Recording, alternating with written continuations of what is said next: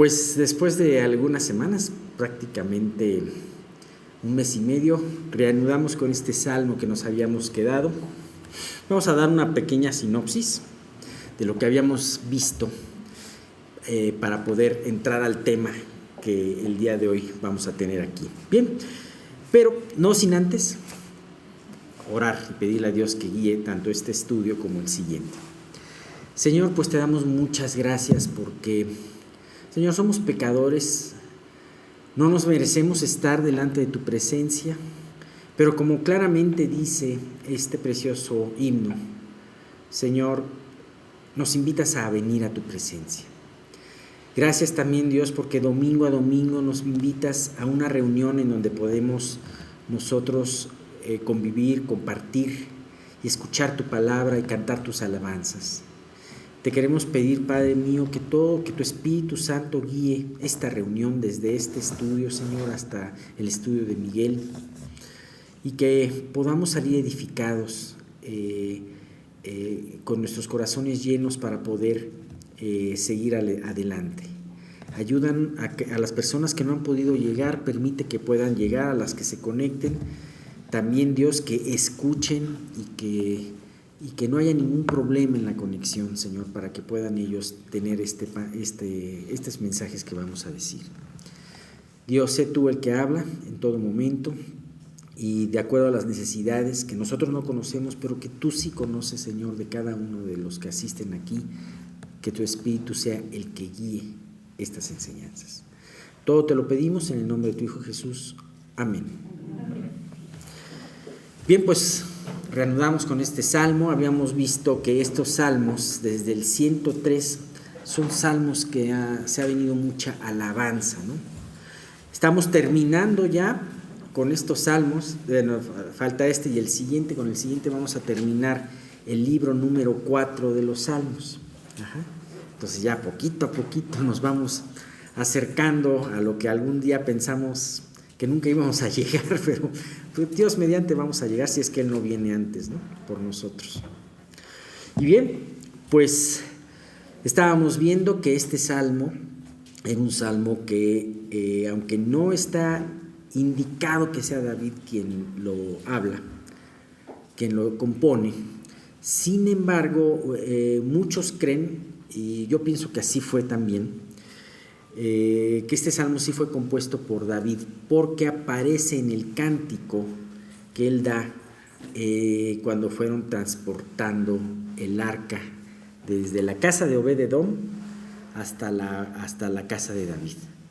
Acuérdense de esa parte, que fue una parte muy alegre para el pueblo de Israel y especialmente de David. Muy, muy alegre, después de haber sufrido un descalabro muy importante a través de la muerte de Usa. Sin embargo, Dios mostró algo muy importante a David, que las cosas se tenían que hacer no como David pensaba, sino como Dios ya las había ordenado. ¿Y cuál fue el problema? ¿Por qué la muerte de Usa, mejor dicho? Acuérdense de que cuando estaban transportando primeramente el arca de Kiriat Yarim, me parece que era de ahí, en una de esas, estaban todos muy contentos, la estaban transportando en un carro remolcado por bueyes, y de repente en un paso se trastabilló la carreta, y Usa extendió su mano al arca para detenerla y entonces pereció.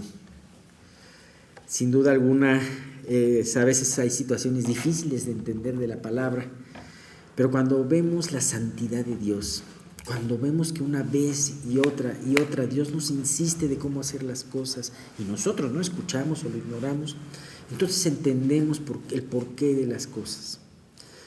Y para aquí David fue algo muy doloroso. El arca se tuvo que quedar en casa de Obed-Edom, pero lejos de ser algo dañino el arca, tú puedes ver cómo en la casa de Obed-Edom fue bendecida, porque él no tuvo miedo al arca. El problema no es tener temor o miedo al arca, el problema era que las cosas no se hicieron como Dios los había estipulado.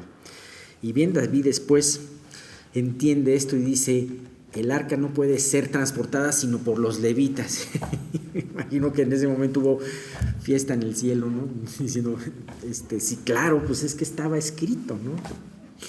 Y entonces, finalmente lo hacen como Dios dice, fue un motivo de gran gozo. Ya lo habíamos visto esto en otros salmos. Y David hace un cántico que aparece en Segunda de Crónicas, en Primera de Crónicas me parece, y aparece este cántico y se refieren las primeras estrofas de este salmo. Y bueno, cuando el pueblo de Israel, los salmistas querían rememorar la fidelidad de Dios, el poder de Dios, en épocas en donde había que festejarlo, como en esa época cuando fue transportada el arca, o en épocas en donde ellos necesitaban aliento y necesitaban acordarse del poder de Dios, ¿qué mejor periodo de la historia de Dios que fue el rescate al pueblo de Israel de Egipto y el rescate y ese recorrido por el desierto hasta llegar a la tierra prometida? Este es un salmo eminentemente que nos habla del poder de Dios. Primeramente, al hablar de la alabanza, vimos como en la primera parte se nos habla de los patriarcas y cómo Dios, de un solo hombre y casi muerto, pensé que entró un ángel con su arpa aquí, ¿verdad?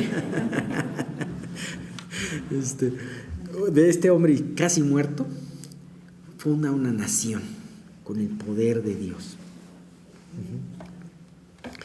Dios usa al que se deja usar y aún hasta el más humilde de los siervos. No me acuerdo, una persona, no era creyente, pero me dijo una vez una cosa que se me hizo muy chistoso, ¿no? Me dijo, imagínese si Sansón pudo matar a 10,000 filisteos con una quijada de burro, ¿qué no podrá hacer Dios con el burro completo, no? Entonces, Dios es un poquito de broma, pero Dios no importa quién eres, a través de esa persona, si tú rindes tu voluntad a Dios, Dios hace una obra a través de ti. Y nunca menosprecies además la obra que Dios hizo en tus manos, ¿no?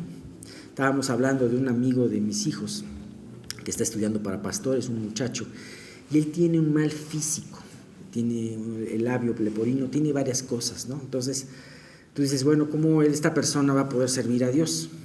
¿Cómo va a poder predicar? Pero pensé en ese momento, dejémoselo a la gracia de Dios. Dejémoselo a la gracia de Dios, porque realmente Dios puede hacer hasta predicar a alguien que no tenga ese don del habla, ¿no? Y bien, pues vemos esta siguiente parte. Habíamos visto que Dios le había prometido a Abraham un pueblo y Dios prospera a su pueblo. Sin embargo, tenía Dios que poner las circunstancias, las condiciones necesarias para que el pueblo fuera liberado. Habíamos quedado hasta el último versículo, que había sido el versículo 25, en donde hablaba de que una vez que los israelitas se establecieron en Egipto, en el 24 y el 25, desde el 23 al 25, en esa entrada de Egipto, cómo de repente cambió la actitud de los egipcios para con los israelitas. Dice, del versículo 23 al 25, después entró Israel en Egipto y Jacob moró en la tierra de Cam y multiplicó su pueblo en gran manera y lo hizo más fuerte que sus enemigos. Cambió el corazón de ellos para que aborreciesen a su pueblo, para que contra sus siervos pensasen mal. A veces pueden haber situaciones, o sea, todo iba muy bien, el pueblo se salvó en Egipto, iban creciendo, iban siendo bendecidos por Dios, y de repente hay un cambio que no se entiende si estando ahí. Ahorita sí lo entendemos, ¿no? Porque tenemos la revelación completa, pero no se entiende estando ahí. De repente los egipcios los empezaron a ver a los hebreos con malos ojos y los aborrecieron. y los hicieron sus esclavos. ¿Por qué Dios permitía esto? Muchos de ellos se lo han de haber preguntado. Nosotros sabemos la respuesta, porque tenemos el Éxodo completo, ¿no? Pero ellos se lo hubieran preguntado. Y hay muchas cosas que nosotros nos preguntamos en nuestras vidas. ¿Por qué Dios está permitiendo esto en nuestras vidas, en nuestras familias, en nuestro país, en el mundo? ¿Por qué Dios permite muchas cosas que aparentemente llevan a nuestras familias, al mundo, a endurecerse más, a ser más impíos? Sin embargo, nosotros hay cosas que están reveladas en la palabra, de lo que va a suceder en un futuro, pero hay muchas cosas que no. Entonces, tenemos nosotros que confiar a nivel personal de todo el trabajo que está haciendo Dios en nuestras vidas, y de que lo que permita Dios en nuestras vidas lo está haciendo porque esto es parte de un propósito, como lo estamos viendo aquí. Ahora, algo curioso, estamos hablando de la historia de Israel y no nos vamos a meter en temas como, por ejemplo, la rebeldía de ellos. Eso lo vamos a tener todo un salmo, el salmo siguiente, para ver acerca de la rebeldía de ellos, de los israelitas. No nos estamos metiendo tampoco con las reacciones del pueblo egipcio y del faraón. ¿Por qué? Porque realmente el énfasis es hacia el poder y la misericordia de Dios en este salmo. Bien, vamos a ver del 26 al 36, es la tercera parte. De hecho, la tercera parte es hasta el 45, pero vamos a ver la mitad de esta parte. Dice, vean si quieren verlo en sus Biblias, es el Salmo 105 a partir del versículo 26 y vamos a ver hasta el 36. Envió a su siervo Moisés y a Aarón, al cual escogió. Puso en ellos las palabras de sus señales y sus prodigios en la tierra de Cam. Envió tinieblas que los oscurecieron todo. No fueron rebeldes a su palabra. Volvió sus aguas en sangre y mató sus peces. Su tierra produjo ranas hasta en las cámaras de los reyes. Habló y vinieron enjambres de moscas y piojos en todos sus términos. Les dio granizo por lluvia y llamas de fuego en su tierra. Destrozó sus viñas y sus higueras y quebró los árboles de su territorio. Habló y vinieron angostas y pulgón sin número. Y comieron toda la hierba de su país y devoraron el fruto de su tierra. Hirió de muerte a todos los primogénitos en su tierra, las primicias de toda su fuerza. Terminamos el anterior hablando de la dureza de los egipcios. Y vemos en este versículo cómo trató Dios con la dureza de los egipcios. Y no era cualquier cosa, no era cualquier cosa. Finalmente se llegó el tiempo prometido por Dios a Abraham hacía más de 400 años. Esa fue una promesa que Dios le dio a Abraham diciendo que iban a poseer sus descendientes esa misma tierra que él estaba pisando. Sin embargo, no iba a ser luego. Tenía que esperar Dios que el pecado de esa tierra aumentara de tal manera que necesitara ya el juicio. Y eso iba a suceder. Necesitaba también darse el que la descendencia de Abraham fuese suficientemente numerosa. Entraron 70 personas a Egipto cuando entraron por la sequía, en los tiempos de José, y salieron más de 2 millones de personas. Realmente salió ya ya no una familia grande, sino ya una nación. Y entonces Dios los prosperó ahí en Egipto, pero tuvo que traer esa situación que los llevara a anhelar el salir de ese lugar. ¿Sabes? Si Dios te prueba a través de muchas cosas, a través de tu trabajo, a través de lo que está sucediendo en tu familia, a través de las noticias. A veces Dios nos prueba a través de las noticias y nos quebranta a través de las noticias. No es otra cosa más que Dios convenciéndote que es importante que tú veas este mundo no como tu hogar, sino como un lugar de paso, pero un lugar de paso en donde tú le estés sirviendo a Él. Ajá. Bien, en ese tiempo seguramente cualquier persona podía ver humanamente imposible que Israel fuese liberado de Egipto.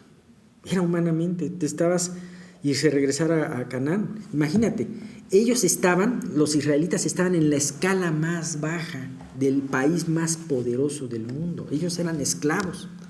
Pero ¿quiénes eran sus señores? El país más poderoso del mundo, el más rico del mundo en ese entonces. El faraón tenía un poder impresionante. Ajá.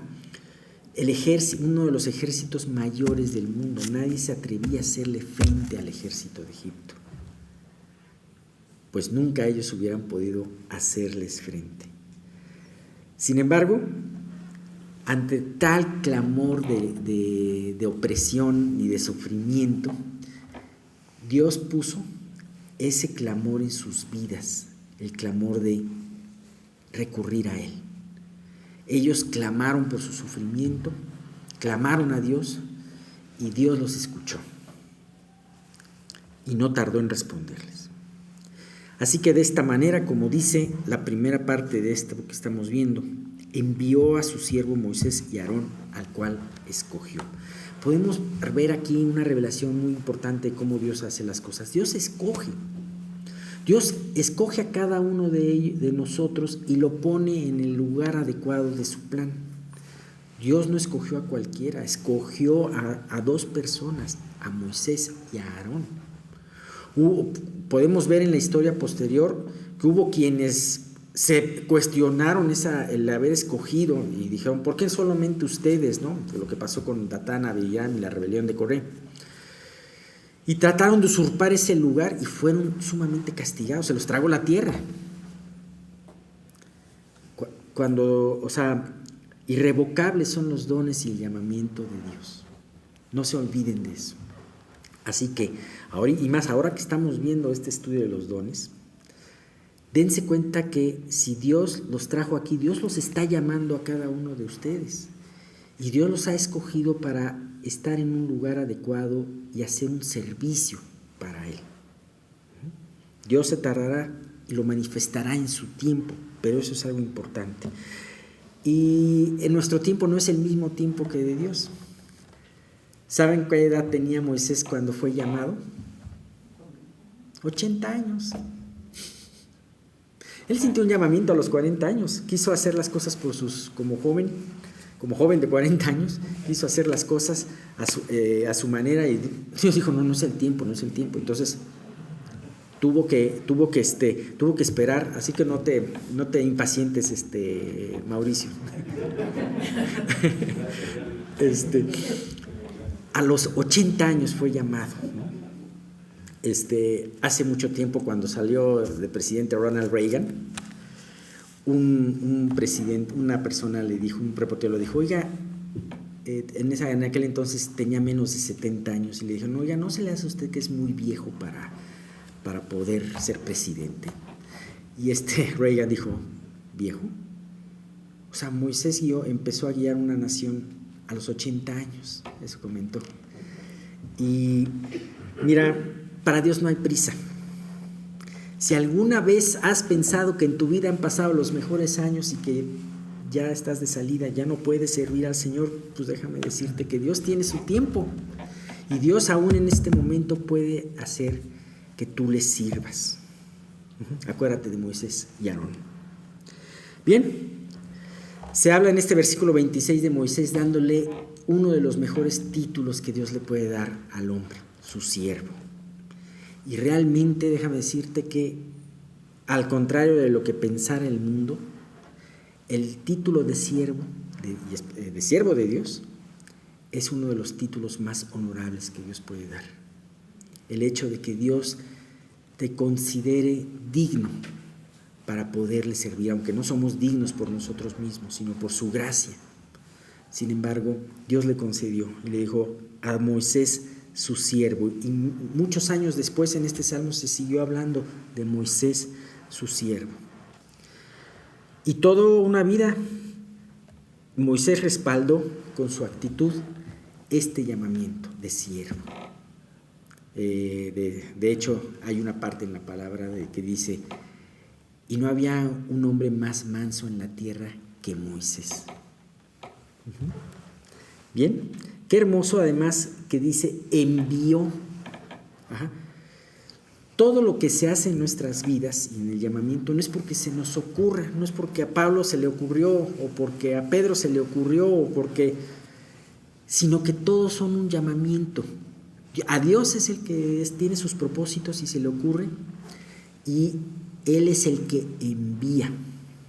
Es hermoso ver cómo Dios dispone todas las cosas y dispone a las personas para poder servirles. Es impresionante ver cómo esto lo hace.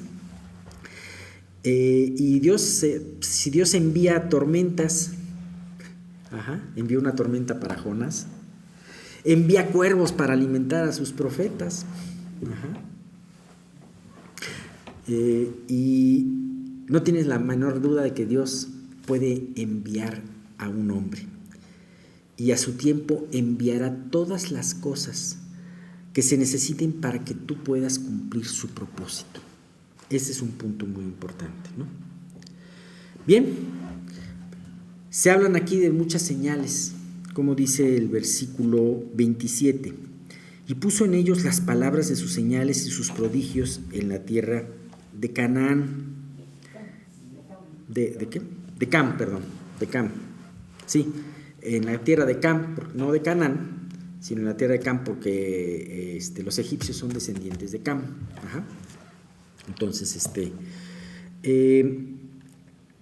Entonces, Dios puso las palabras en Aarón y las palabras en Moisés.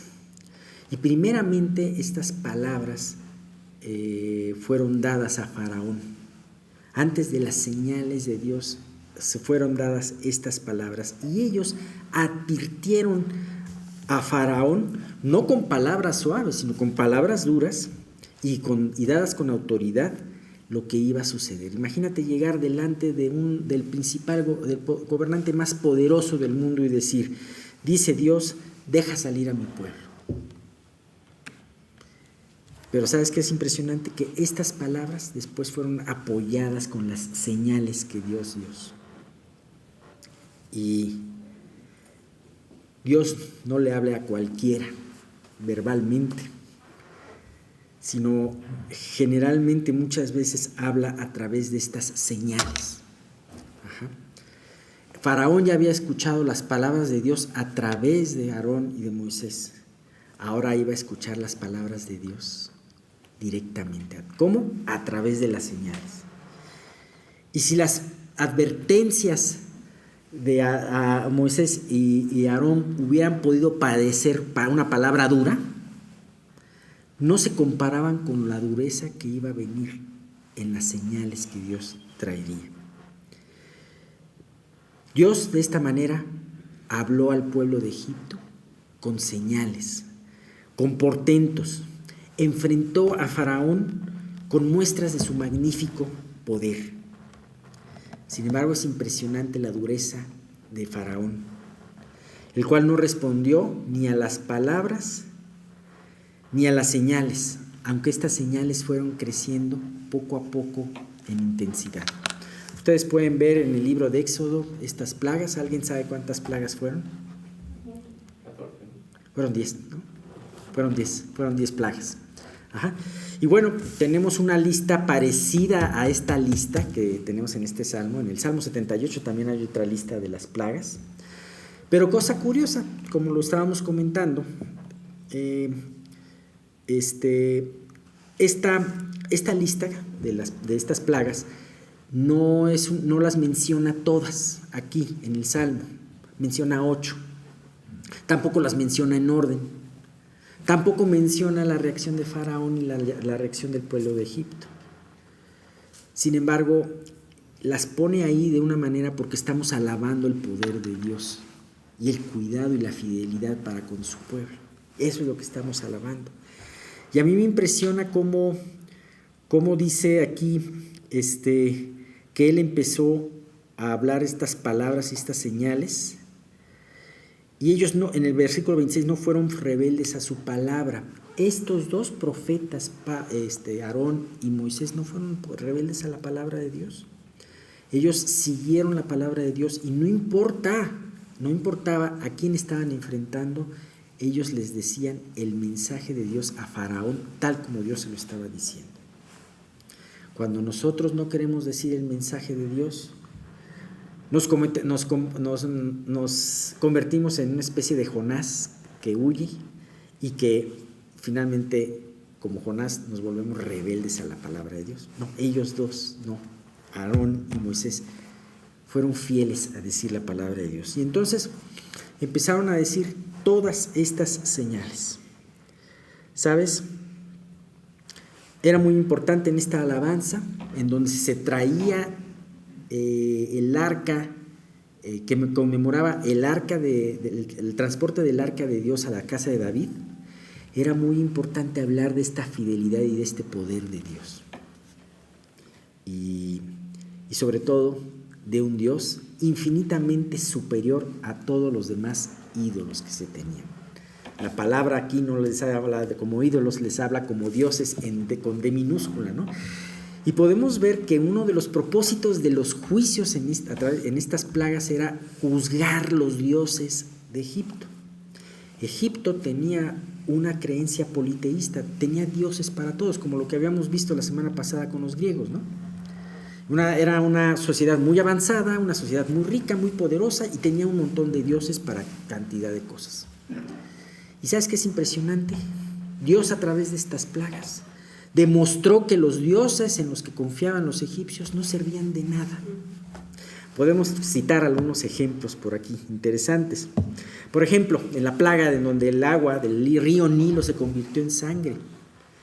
Ellos pensaban que el río Nilo era un dios. Y se hablaba de Osiris como el dios del río Nilo, ¿no?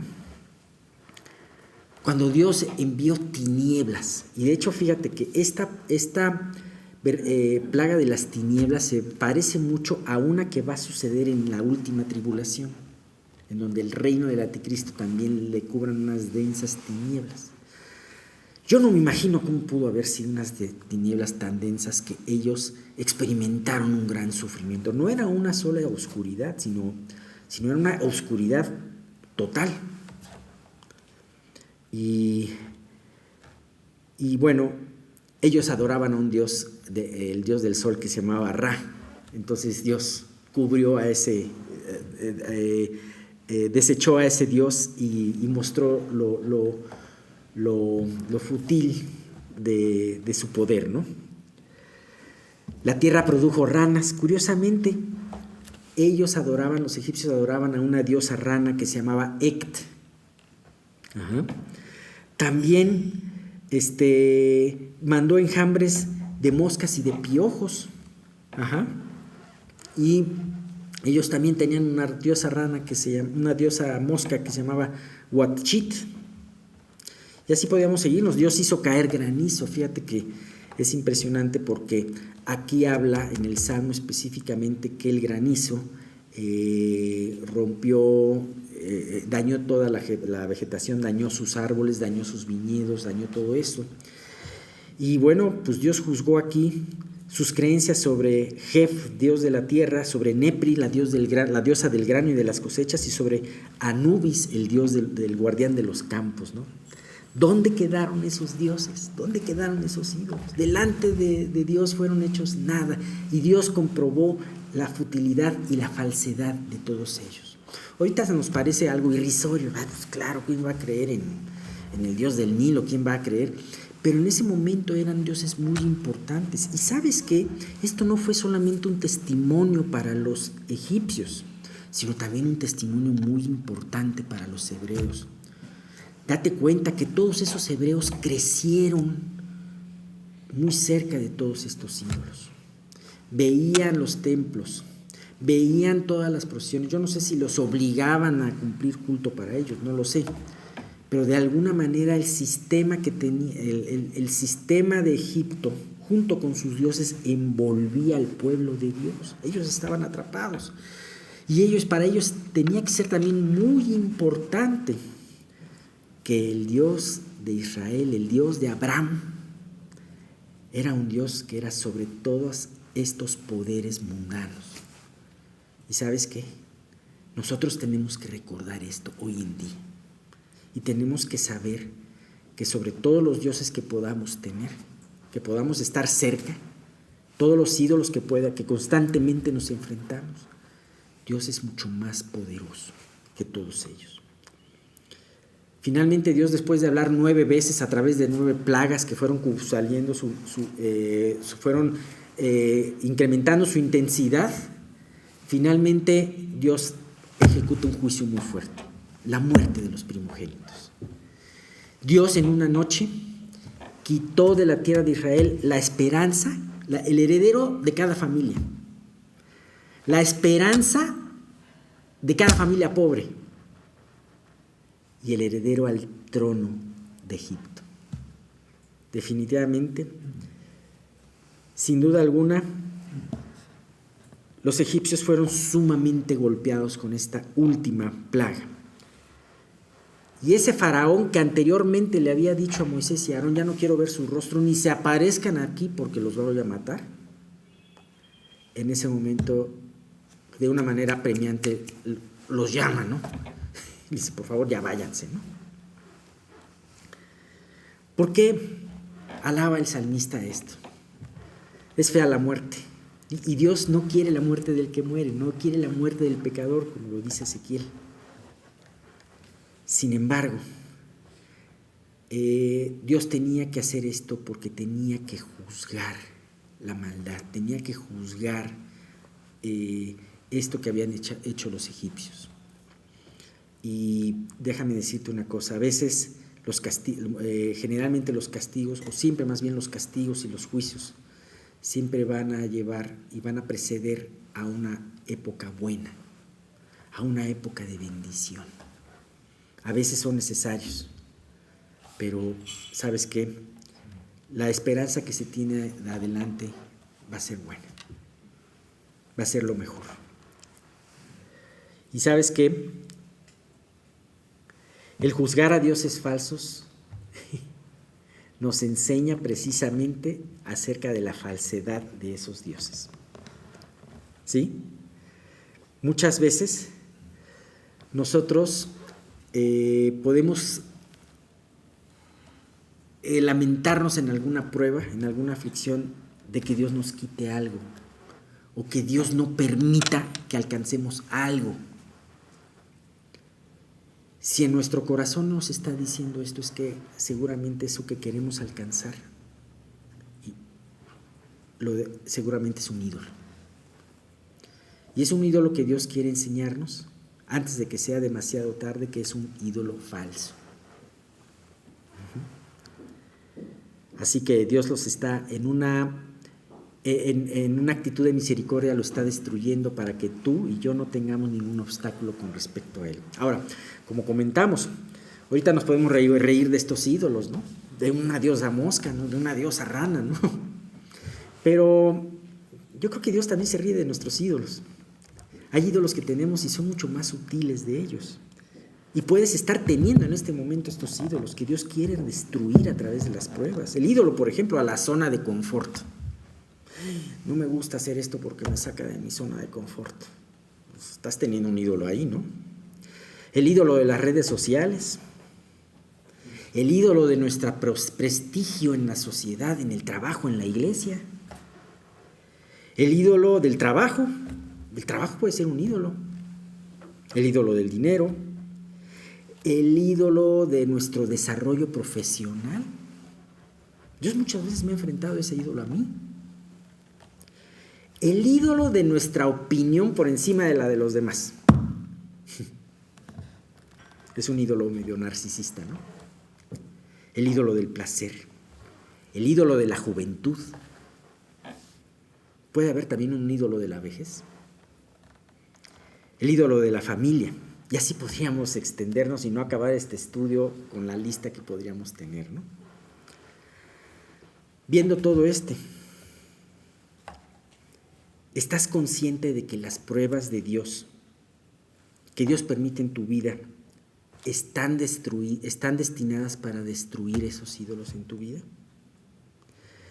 Si, o por ejemplo, si en tu vida hay una falta de crecimiento, ¿estás dispuesto o estarías dispuesto en tu corazón de enfrentar y que Dios te muestre tus ídolos?